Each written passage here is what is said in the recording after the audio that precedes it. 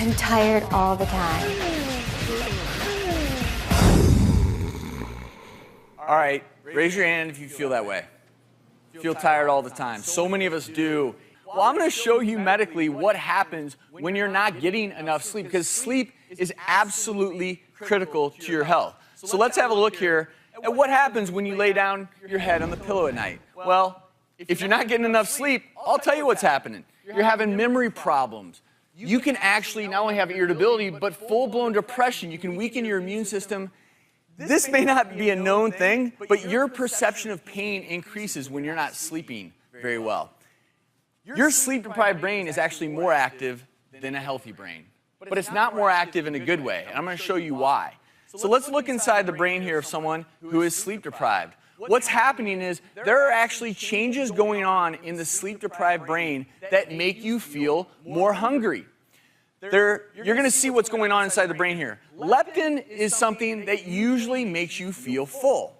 Ghrelin in green here makes you feel hungry. When you're sleep-deprived, your levels of ghrelin increase, so you want to eat more food. And what kind of food do you want? What do you crave? Carbs, sugar. You want more and more sugar. The more sugar you have in your bloodstream, the more insulin that's released from your pancreas. It can increase your risk for diabetes, but also increase your risk for obesity. So what do? You're tired. Your memory's gone. You're not feeling very well. You're eating more. You're packing on the pounds, but you're so tired the next morning, you got to have a cup of coffee, right? But one just won't do. So you got to have two. 10 a.m. hits. I am exhausted, but I have to get this project done. Let's drink some energy drinks loaded with caffeine, sugar.